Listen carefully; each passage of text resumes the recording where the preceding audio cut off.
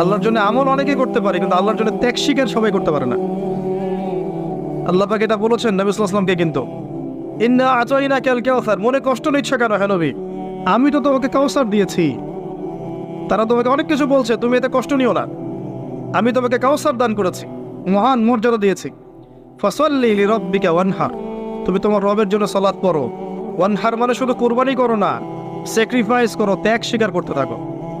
ইন্না শানিয়াকা হুয়াল আবতার, যারাই তোমার শত্রুতা করবে, হকের উপর তুমি আছো, যারাই তোমার শত্রুতা করবে, হুয়াল আবতার, লেজ কাটা হয়ে যাবে, ধুলোয় উড়ে যাবে ইনশাআল্লাহ।